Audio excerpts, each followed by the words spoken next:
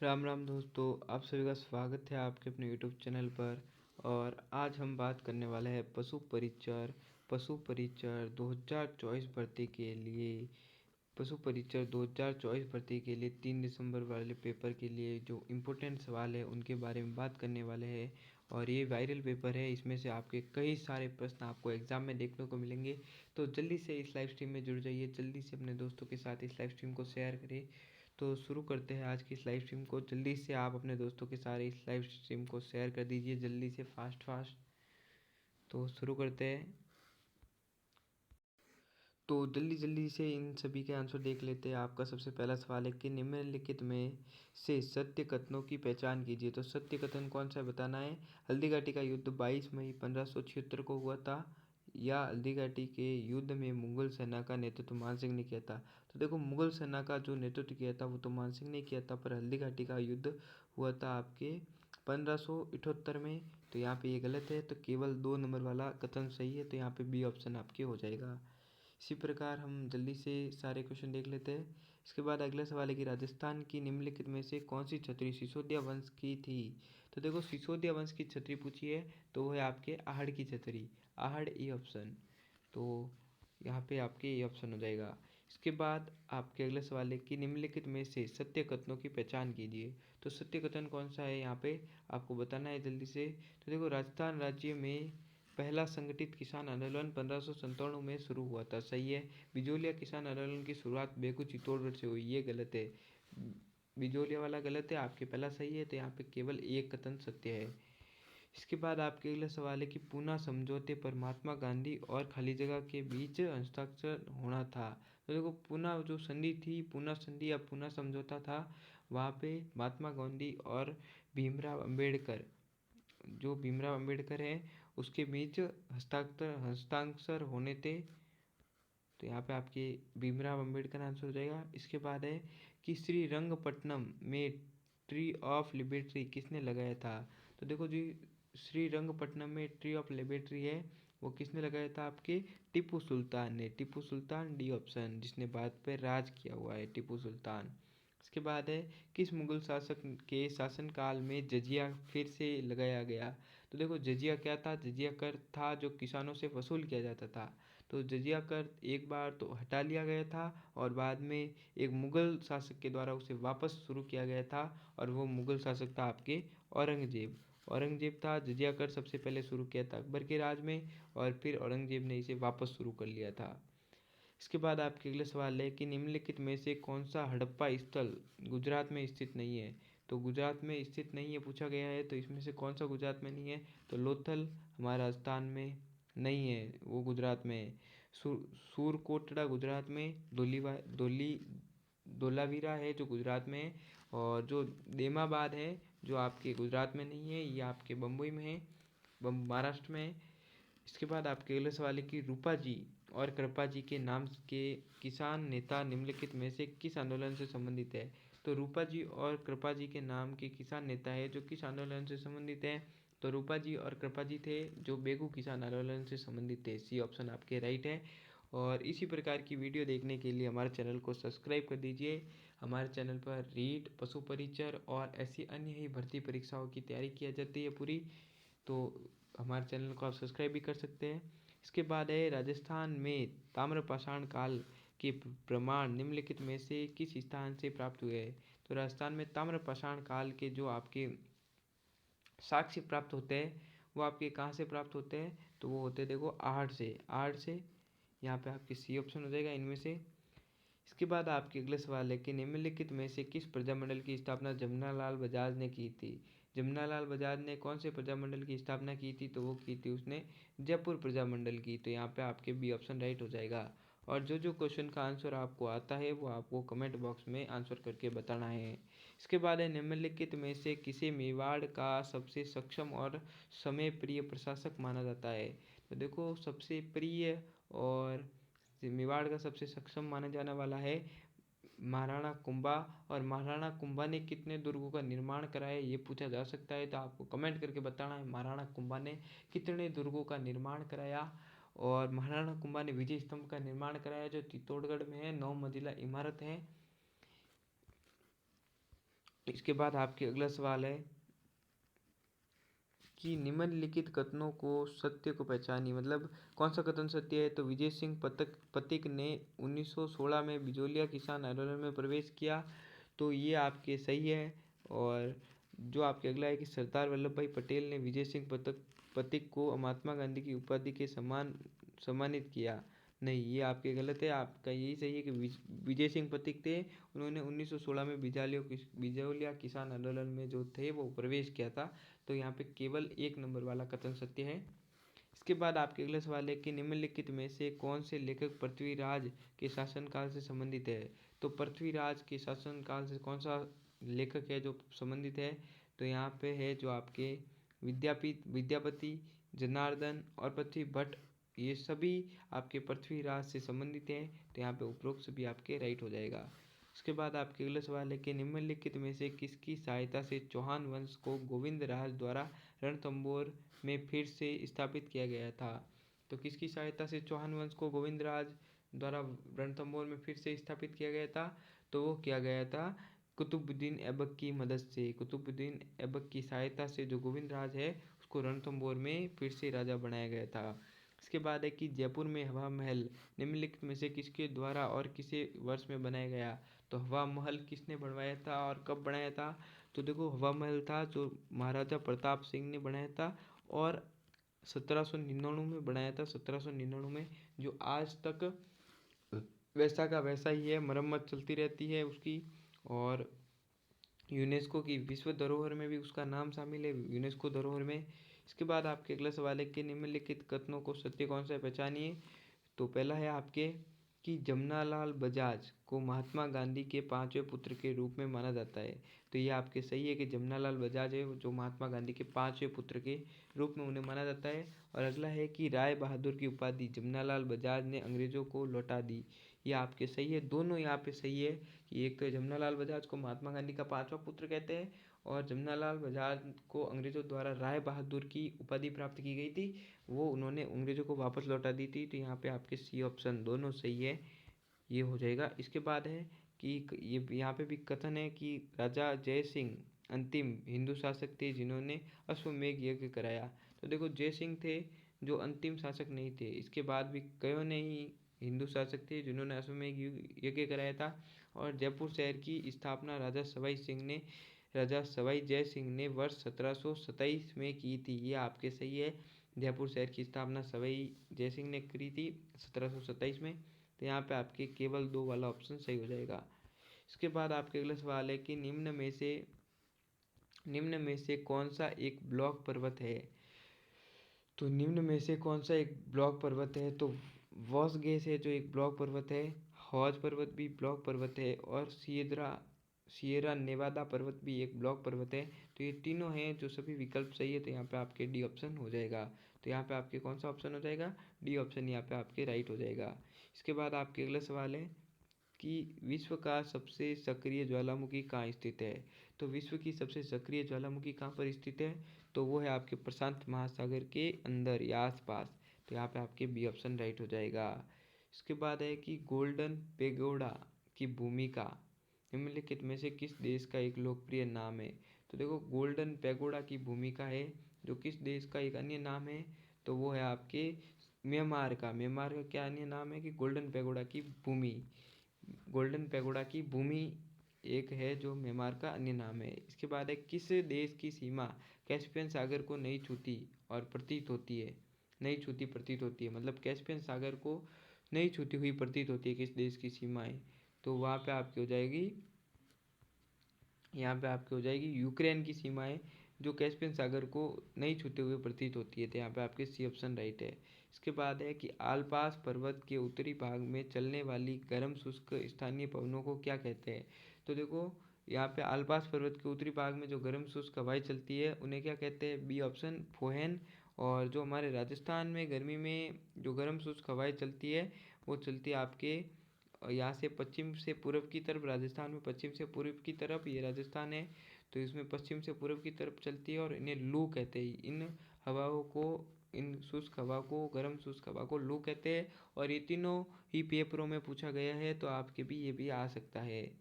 इसके बाद है कि निम्नलिखित ये कथन बताना है कौन सा सही है। तो यहाँ पे आपके सवाल है कि राजस्थान में सामान्य वर्षा 50 सेंटीमीटर है, गलत है। और इसके बाद है कि माउंट आबू राजस्थान में सर्वाधिक वर्षा वाला स्थान है, ये आपके सही है। तो यहाँ पे केवल 2 सही हो जाएगा। इसके बाद है बिसलपुर परियोजना राजस्थान के निम्नलिखित में से किस जिले से संबंधित है। तो जो आपकी बिसलपुर परियोजना है वो आपके कौन से जिले में है। तो बिसलपुर परियोजना है जो आपके टोंक जिले में स्थित है, टोंक जिले में। इसके बाद है राजस्थान, कथन है कि राजस्थान के उदयपुर शहर को जिलों का शहर कहा जाता है, जिलों की नगरी, सिटी ऑफ लेक उदयपुर, सही है। और इसके बाद है खारे पानी की अधिकांश जिले आंतरिक अफवाह क्षेत्रों में पाई जाती है। तो जो आपके खारे पानी की जिले होती है ना, वो आपके आंतरिक अफवाह क्षेत्र में पाई जाती है, ये भी यहाँ पे सही है। तो दोनों 1 और 2 दोनों सही है, तो यहाँ पे आपके सी ऑप्शन राइट हो जाएगा। इसके बाद है राजस्थान डूंगरपुर और बांसवाड़ा के शहर निम्नलिखित में से किस वन प्रभाग के अंतर्गत आते हैं। तो देखो राजस्थान के डूंगरपुर और बांसवाड़ा के जो शहर हैं वो कौन से वन प्रभाग के अंदर आते हैं। तो वो आते हैं आपके बांसवाड़ा वन प्रभाग के अंदर, प्रभाग यानी विभाग वही। इसके बाद है मुकुंदरा हिल्स राष्ट्रीय उद्यान निम्नलिखित में से किस जिले में स्थित है। ये आज आपके पूछा गया है कि मुकुंदरा हिल्स राष्ट्रीय उद्यान किस जिले में स्थित है। तो जो आपके मुकुंदरा हिल्स है वो कोटा और झालावाड़ में है। और कल पूछा गया था कि सरिस्का सीता माता वन्य जीव अभ्यारण्य कहाँ पर है। तो वो आपके प्रतापगढ़ चित्तौड़गढ़ में है।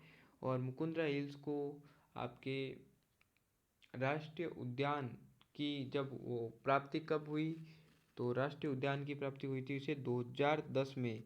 2010 में इसको राष्ट्रीय उद्यान की प्राप्ति हुई 2010 में। इसके बाद है निम्नलिखित में से सत्य कथन को पहचानिए कि राजस्थान में खरीफ की फसल के तहत बाजरा, ज्वार, मक्का, कपास, गन्ने की फसल बोई जाती है। तो खरीफ की फसल कौन कौन सी होती है आपको पता ही होगा नॉर्मली। तो देखो खरीफ की फसलें ये सभी सही है। और जो आपके बाजरा राज्य के सबसे बड़े क्षेत्र में उगाई जाने वाली फसल है। तो हाँ, बाजरा सबसे अधिक मात्रा में राजस्थान में उगाया जाता है। और ये भारत में भी इसका राजस्थान का बाजरा उत्पादन में नंबर लगता है, पहला या दूसरा। तो यहाँ पे आपके दोनों 1 और 2 सही है। इसके बाद है कि उधार देने के उद्देश्य से जमा स्वीकार करने वाली संस्था को खाली जगह के रूप में माना जाता है। मतलब उधार देने के उद्देश्य से जमा करने वाली संस्थान को क्या कहते हैं। तो उधार देकर जो जमा कराई जाती है राशि उसे हम कहते हैं वाणिज्य बैंक, वाणिज्य बैंक कहते हैं। इसके बाद आपके अगला सवाल है कि निम्नलिखित में से किसका उपयोग बहुत कम माल का पीछा करते हुए बहुत अधिक धन की स्थिति के लिए किया जाता है। तो बहुत कम माल का पीछा करते हुए बहुत अधिक धन की स्थिति के लिए किया जाता है, तो वो है मांग फुल मुद्रास्फीति। ये भी आपके आ सकता है, बहुत इंपॉर्टेंट है और ये अभी तक किसी में भी नहीं आए। इसके बाद है कि बाजार मूल्य पर राष्ट्रीय आय की गणना खाली जगह के रूप में जानी जाती है। तो बाजार मूल्य पर राष्ट्रीय आय की गणना है जो किस रूप में मानी जाती है। तो वो है आपके धन आय के रूप में। इसके बाद है कि कर के स्वर्ग का अर्थ है, कर के स्वर्ग का अर्थ क्या है कि एक व्यक्ति जो देश के नागरिक को कर छूट देता है उनके देश के पैसों का निवेश करने के लिए कोई कर नहीं होगा। यहाँ पे आपके ये ऑप्शन राइट हो जाएगा। इसके बाद है कि सीमांत उपयोगिता वर्ग क्या है। तो सीमांत उपयोगिता वर्ग क्या है कि नीचे की ओर झुका हुआ जो वर्ग है, वक्र है, जो सीमांत उपयोगिता वर्ग कहलाता है, नीचे की ओर झुका हुआ वक्र। इसके बाद है राजस्थान वित्तीय निगम का मुख्यालय कहाँ पर है। तो राजस्थान वित्तीय निगम का मुख्यालय है, बहुत ही इंपॉर्टेंट सवाल है, वो कहाँ पर है, ब्लू सिटी क्या पिंक सिटी, जयपुर में। और इसके बाद है खुसखेड़ा राजस्थान के किस जिले में स्थित एक औद्योगिक क्षेत्र है। तो देखो खुसखेड़ा है जो आपके अलवर जिले में स्थित है। खुसखेड़ा आपके इसे भी लिखा आ सकता है खुश और खेड़ा,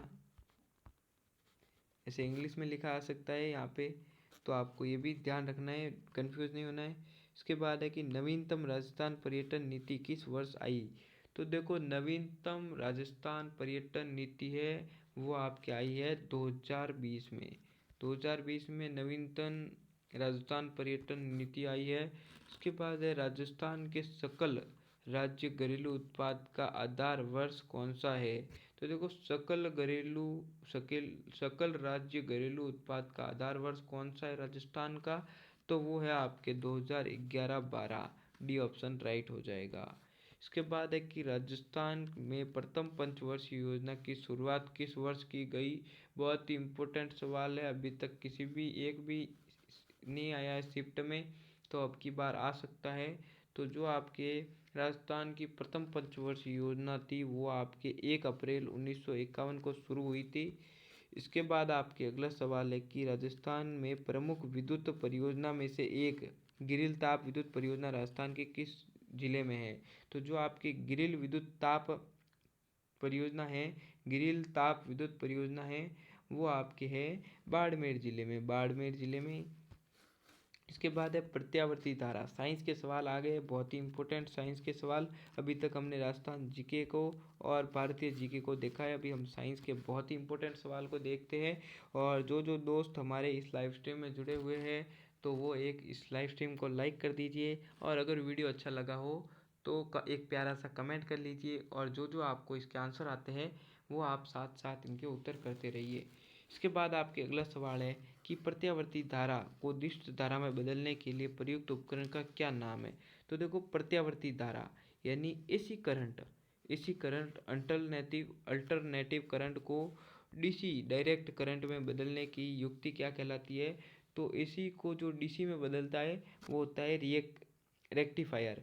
रेक्टिफायर है जो आपके प्रत्यावर्ती धारा को दिष्ट धारा में बदलता है। इसके बाद है निम्नलिखित में से कौन मानव के श्वसन वर्णक है। तो देखो, मानव में श्वसन वर्णक कौन सा है। तो देखो, मानव में श्वसन वर्णक कौन सा है, बहुत ही ईजी है, हीमोग्लोबिन है, जो मानव के रक्त में एक वर्णक पाया जाता है। तो हीमोग्लोबिन आपके यहाँ पे राइट है। इसके बाद है दूरी समय ग्राफ का ढलान दर्शाता है। तो दूरी समय ग्राफ का ढलान किसको दर्शाता है। तो दूरी समय ग्राफ का ढलान है जो गति को दर्शाता है। दूरी और समय ग्राफ होता है, उसका जो ढलान होता है वो समय को दर्शाता है। इसके बाद है सूर्य से पृथ्वी तक ऊर्जा का संचरण खाली जगह के माध्यम से होता है, चालन से, विकिरण से, संवहन से या मॉड्यूलेशन से। तो देखो, सूर्य से जो पृथ्वी तक आपके ऊर्जा का संचरण होता है वो आपके होता है संवहन से। इसके बाद है सबसे कम तरंग दैर्ध्य वाला प्रकाश खाली जगह होता है। कौन सा प्रकाश होता है, कौन से कलर का प्रकाश होता है जिसका तरंग दैर्ध्य सबसे कम होता है। तो सबसे कम होता है बैगनी का, और सबसे अधिक पूछ लिया जाए तो वो होता है लाल का। लाल का होता है सबसे अधिक होता है लाल का, और सबसे कम होता है आपके बैंगनी का। तो यहाँ पे आपके आंसर हो जाएगा बैंगनी। इसके बाद आपके अगला सवाल है कि निम्नलिखित में से कौन सी विशेषता लगभग प्रत्येक कोशिका में नहीं पाई जाती। तो देखो, कौन सी एक जो विशेषता है जो लगभग हर एक कोशिका में नहीं पाई जाती, तो वो है कोशिका भित्ति, सेल वॉल। कोशिका भित्ति है जो हर एक कोशिका में नहीं पाई जाती, बाकी प्लाज्मा झिल्ली कहीं कहीं होती है, कोशिका द्रव्य सब में होता है, नाभिक सब में होता है, किसी किसी को अपवाद को छोड़ के। जैसे नाभिक है तो वो आपके रेड ब्लड सेल में नहीं होता, रेड ब्लड सेल में आपके केंद्रक नहीं होता। तो यहाँ पे ये भी पूछ लिया जा सकता है कि केंद्रक कौन सी कोशिका में नहीं होता है, ऐसी कौन सी सेल है जिसमें केंद्रक नहीं होता, ये भी आपसे पूछा जा सकता है। इसके बाद है पीतल, कांस्य और जर्मन चांदी के सामान्य घटक के रूप में कौन सी धातु मौजूद है। मतलब पीतल, कांस्य और जो जर्मन चांदी है उसका एक मिश्र धातु है, कौन सा उसका नाम बताना है। तो देखो, पीतल और कांस्य और जर्मन चांदी है उससे मिलकर बनता है आपके तांबा। इसके बाद है सीमेंट में जिप्सम मिलाने का क्या उद्देश्य है। तो देखो, सीमेंट में जिप्सम मिलाने का सिर्फ यही उद्देश्य है कि इसकी सेटिंग की दर को धीमा करने के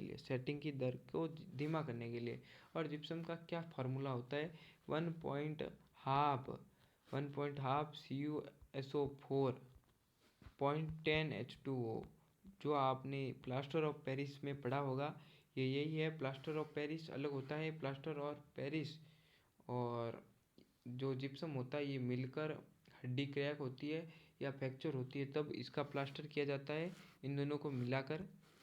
इसके बाद है कि फ्लोरीन निम्नलिखित में से किसका अपरूप है। फ्लोरीन है, यहाँ पे मिसप्रिंट है फ्लोरीन। तो देखो, फ्लोरीन किसका अपरूप है। तो देखो, आपके जो फ्लोरीन है वो है आपके कार्बन का अपरूप है। फ्लोरीन जो है आपके कार्बन का अपरूप है। इसके बाद है राजस्थान राज्य अभिलेखागार राजस्थान के किस शहर में। राजस्थान जीके का बहुत ही इम्पोर्टेंट सवाल, अभी तक एक भी शिफ्ट में नहीं आया है, एक भी शिफ्ट में नहीं आया है, इम्पोर्टेंट है। परीक्षा की दृष्टि से 2 शिफ्टें रही है और दोनों में ये सवाल आने के बहुत ही ज़्यादा चांस है। तो देखो अभिलेखागार कहाँ पर है, बीकानेर में। इसके बाद है कि राजस्थान में भारतीय लोक कला मंडल की स्थापना किस वर्ष हुई थी। तो राजस्थान में भारतीय लोक कला मंडल की स्थापना कब हुई थी, तो वो हुई थी आपके 1952 में, 1952 सी ऑप्शन। इसके बाद है कि वंश भास्कर के संगीतकार कौन है। तो वंश भास्कर है, उसके संगीतकार कौन है, बहुत ही इजी सवाल है, जल्दी से कमेंट बॉक्स में बताइए, इंपॉर्टेंट इजी सवाल है। और अभी तक उस लेखक के बारे में एक भी सवाल नहीं पूछा गया है इस पशु परिचर में, तो अभी इन 3 तारीख वाली परीक्षाओं में ये पूछा जा सकता है। तो जल्दी से कमेंट में बताइए इसका उत्तर कि वंश भास्कर के संगीतकार कौन है। तो जो आपके वंश भास्कर के संगीतकार है वो है सूर्यमल मिश्रण।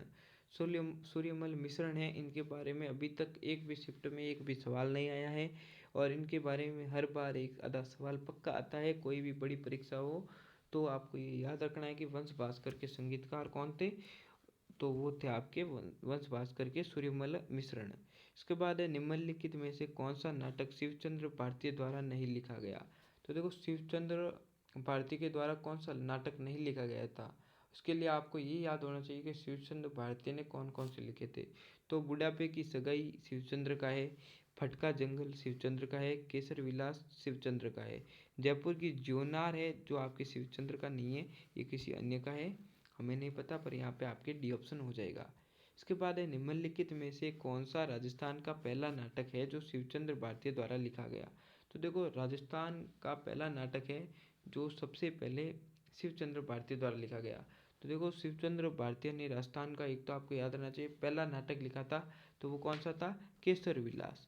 केसर विलास सी ऑप्शन आपके यहाँ पे राइट है। इसके बाद है प्रसिद्ध राजस्थानी और हिंदी कवि कन्हैयालाल सेठिया का जन्म राजस्थान के किस जिले में हुआ। तो कन्हैयालाल सेठिया का जन्म कहाँ पे हुआ, आप सभी को पता होगा। कन्हैयालाल सेठिया का जन्म हुआ आपके चूरू जिले में, चूरू जिले में, जिन्होंने राजस्थानी भाषा के लिए बहुत ही प्रयास किया, राजस्थानी को राज्य भाषा बनाने के लिए। इनकी अमर जवानी जुबानी ने राजस्थानी भाषा को राज्य भाषा दिलाने के लिए, पद दर्जा दिलाने के लिए बहुत ही प्रयास किए हैं। इसके बाद है निम्नलिखित में से किसे साहित्य अकादमी पुरस्कार 2020 उनके कार्य संस्कृति री सनातन दीट के लिए प्राप्त हुआ। तो देखो साहित्य अकादमी पुरस्कार 2020 किसको प्राप्त हुआ था, तो वो हुआ था आपके बी ऑप्शन भंवर सिंह समोर को, भंवर सिंह सामोर को। इसके बाद है सवार दैया को 1985 में निम्नलिखित में से किस कार्य के लिए साहित्य अकादमी पुरस्कार मिला। तो जो को संवार दैया है वे उन्हें 1995 में क्या काम रे वास्ते उन्होंने साहित्य अकादमी पुरस्कार मिले। तो 56वां में आपके हो जाएगा एक दुनिया मरी, एक दुनिया मारी। एक दुनिया मारी एक लेखक कविता थी, उनकी उनकी किताब थी, पुस्तक थी, उसके लिए उन्हें साहित्य अकादमी मिला था 1985 में। इसके बाद है कि राजस्थान के मुख्यमंत्री के संदर्भ में निम्नलिखित कथनों पर विचार कीजिए कि राज्य में पहले मुख्यमंत्री हीरालाल शास्त्री थे। हाँ ये सही है, पर ऐसे पूछ लिया जाए कि निर्वाचित कौन से थे, तो निर्वाचित आपके टीकमाराम पालीवाल हो गए। और ऐसे पूछ लिया जाए कि पहले कौन थे, तो हीरालाल शास्त्री। इसके बाद है कि राजस्थान के मुख्यमंत्री राज्य योजना बोर्ड के अध्यक्ष होते हैं। हाँ ये भी आपके सही है। यहाँ पे आपके 1 और 2 दोनों कथन सही है, तो यहाँ पे आपके सी ऑप्शन हो जाएगा। इसके बाद है कि कथनों पहचानिए कि राजस्थान विधानसभा की सदस्य संख्या 200 है। हाँ, और राजस्थान में सिर्फ एक बार राष्ट्रपति शासन लगा है। नहीं, ये आपके गलत है, तो यहाँ पे केवल आपके एक हो जाएगा ए ऑप्शन, 58 में आपके ए ऑप्शन हो जाएगा।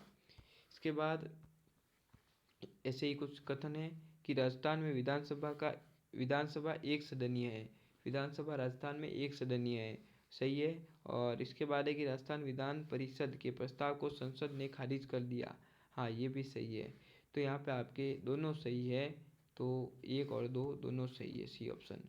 इसके बाद है कि निम्नलिखित में से किस प्रकार के चुनाव मुख्य रूप से भारत में होते हैं।